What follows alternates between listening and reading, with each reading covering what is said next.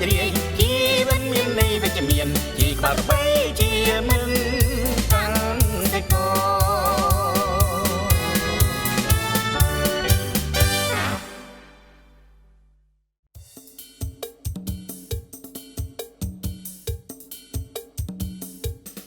ការដាំស្រូវប្រជាអាសូតច្រើនលើសបង្កផលវិបាកអ្វីដល់ដើមស្រូវស្រាវងាយរងគ្រោះជំងឺដោយសារល្អិតឬដួលនៅចុងរដូវតើមានតាក់ទងអ្វីទៅនឹងការដាក់ជីអាសូតច្រើនលើសឬទេខ្លឹមសារជាក់ស្ដែងនឹងត្រូវបានសាស្ត្រាចារ្យបណ្ឌិតមានបវេនណែនលម្អិតសួស្តីបងប្អូនកសិករនិងទស្សនិកជនកម្មវិធីប្រធានបទថ្ងៃនេះខ្ញុំចង់ពិភាក្សាជាមួយបងប្អូនអំពីផលវិបាកនៃការប្រើជីអាសូតលើសប្រមាណបងប្អូនដឹងហើយថាជីអាសូតឬប្រូតេអ៊ីនគឺជាគន្លឹះក្នុងការបង្កើនទិន្នផលស្រូវរបស់យើងមានន័យថាប្រសិនបើយើងដាក់ជីអាសូតយើងអាចបង្កើនទិន្នផលស្រូវបានប្រហែល5តោនបើប្រៀបទៅនឹង4តោនលើ1ហិកតាដែលមិនប្រើជីអាសូតអ្វីតទៅសោះហើយបើប្រើជីអាសូតត្រឹមត្រូវតាមលក្ខណៈវាអាចបង្កើនទិន្នផលស្រូវថែមទៀតពី2ដល់3តោនក្នុង1ហិកតាដូច្នេះយើងឃើញថាប្រូតេអ៊ីនជាគន្លឹះក្នុងការបង្កើនទិន្នផលប៉ុន្តែបងប្អូនក៏គួរដឹងថាប្រូតេអ៊ីនក៏ជាកាំបិតមុខពីរផងដែរពោលគឺដាក់ជីត្រឹមត្រូវតាមលក្ខណៈវានឹងបង្កើនទិន្នផល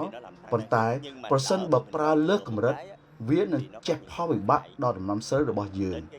នេះហើយជាមូលហេតុដែលខ្ញុំចង់ពិភាក្សាជាមួយបងប្អូនថាតើផលវិបាកយ៉ាងណាខ្លះពីការដាក់ជីអាសូតលើសប្រមាណ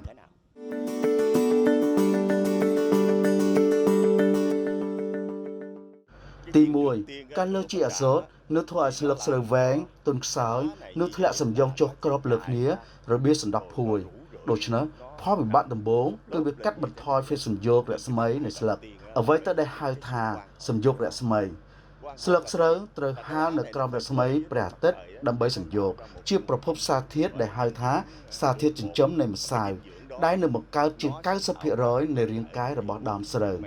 ដូច្នេះប្រសិនបើដាក់ជីអាសូតលើសប្រមាណស្លឹកស្រូវនឹងធ្លាក់សំយ៉ងចុះគ្របសង្កត់ពីលើគ្នាជាស្រទាប់ស្លឹកខាងក្រោមនឹងមិនទទួលបានពន្លឺព្រះអាទិត្យមានន័យថាការសំយោករស្មីនឹងថយចុះហើយប្រភពសារធាតុចិញ្ចឹមនៃម្សៅនឹងថយចុះផងដែរនោះគឺជាផលវិបាកទី1ផលវិបាកទី2គឺថានៅពេលដាក់ជីអាសូតលើសហួសប្រមាណប្រូតេអ៊ីនដែលស្រូបយកដោយដើមស្រូវនឹងរួមផ្សំជាមួយអរម៉ូនលូតលាស់ពេលស្រូវលូតលាស់ខ្លាំងពេកវានឹងធ្វើឲ្យដើមស្រូវខ្ពស់និងទន់ដូច្នេះពេលស្រូវមានសម្លៃហើយជួបនឹងភ្លៀងខ្យល់ដើមស្រូវក៏ដួលផ្កាប់ទៅលើដីស្រែដូច្នេះការដាក់ជីអាសូតជាពិសេសនៅពេលស្រូវដាក់គ្រាប់បើដាក់ជីអាសូតច្រើនលើសនឹងធ្វើឲ្យដើមស្រូវទន់ហើយដួលផលវិបាកទី3គឺនៅពេលដាក់ជីអាសូតច្រើនហួសប្រមាណមានន័យថាប្រូតេអ៊ីនច្រើនកក់គុញនៅក្នុងដើមស្រូវដែលនឹងធ្វើឲ្យបាត់លទ្ធភាពទប់ទល់នឹងជំងឺទាំងខាងជីវសាស្ត្រនិងយន្តកម្មពោលគឺស្លឹកស្រូវមានសភាពទន់ខ្សោយមិនអាចទប់ទល់នឹងជំងឺបានឡើយយើងខ្ញុំបានសាក់លបងដាក់ជីអាសូតលើសនៅទីពិសោធន៍មួយកន្លែងហើយបានឃើញថាជំងឺផ្ទុះកើតចេញយ៉ាងច្រើនស្លឹកស្រូវដែលមានអាសូតលើសត្រូវទទួលរងនឹងការវាយប្រហារយ៉ាងខ្លាំងដោយជំងឺផ្ទុះនេះមានន័យថាភាពធន់នឹងជំងឺនឹងថយចុះនេះជាកាំបិតមុខពីរក៏គឺពេលយើងដាក់ជីអាសូតច្រើនដើមស្រូវនឹងលូតលាស់ខ្លាំងតែបើលើសច្រើនពេកនឹងនាំឲ្យជំងឺកើតឡើងយ៉ាងច្រើនដល់ដើមស្រូវផលវិបាកទី4គឺនៅពេលដែលដាក់ជីអាសូតច្រើនពេកវានឹងធ្វើឲ្យអតុល្យភាពក្នុងលក្ខខណ្ឌនៃការស្រូបយកសារធាតុចិញ្ចឹម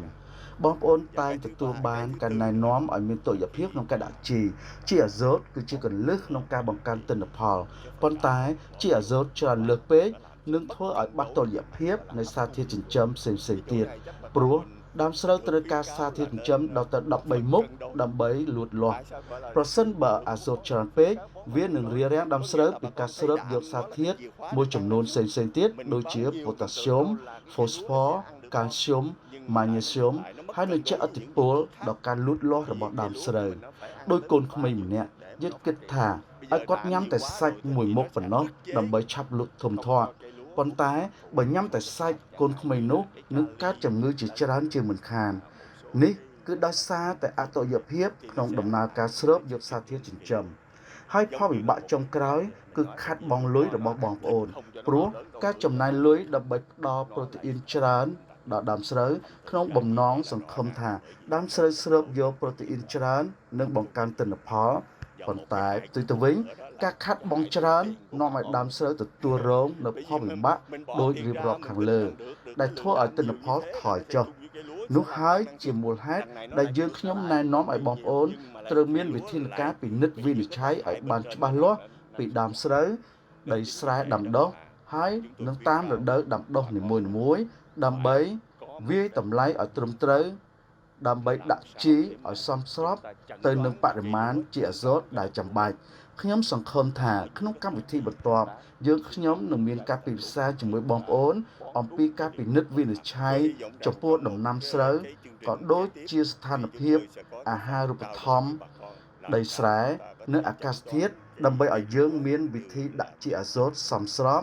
និងដើម្បីកុំឲ្យមានកើតផលវិបាកអាស្រ័យដោយការប្រើប្រូតេអ៊ីនលើសដែលខ្ញុំបានបង្ហាញជូនបងប្អូនខ្ញុំសូមជូនពរឲ្យបងប្អូនទទួលបានជោគជ័យផលវិបាកនៃការដាក់ជីអាសូតលើសហួសប្រមាណឲ្យដើមស្រូវការសញ្យោគរស្មីនៃស្លឹកត្រូវបានកាត់បន្ថយដោយសារតែស្លឹកស្ដើងទន់ខ្សោយនិងធ្លាក់សំយ៉ងចុះក្របលើគ្នារបៀបសណ្ដាប់ភួយធ្វើឲ្យការទទួលពន្លឺថ្ងៃបានតិចតួចដើមស្រូវងាយដួលដោយសារដើមលូតវែងទន់ខ្សោយជាពិសេសគឺដាក់ជីអាសូតលើសហួសប្រមាណនៅពេលត្រៀមដាក់គ្រាប់ងាយទទួលរងការបំផ្លាញពីសត្វល្អិតអាស្រ័យដោយសារបាត់បង់ភាពធន់នឹងជំងឺតាមលក្ខណៈយន្តកម្មនិងជីវសាស្ត្រហើយសំណើមខ្ពស់នៅក្នុងម្លប់ស្លឹកគឺជាជម្រកសម្រាប់សត្វល្អិតនាំជំងឺអតុល្យភាពនៃសារធាតុចិញ្ចឹមដើមស្រូវបន្ថយការស្រូបយកសារធាតុចិញ្ចឹមចាំបាច់ផ្សេងៗទៀតដូចជា phosphor, potassium, silic ជាដើមបង្កើនចំណាយទៅលើជីអាសូតនិងថ្នាំសម្លាប់សត្វល្អិតហើយឥទ្ធិពលអាក្រក់ដល់ទិន្នផលជាសញ្ញាក្បាលក្របីមិត្តដ៏ស្មោះរបស់ជាកសិករ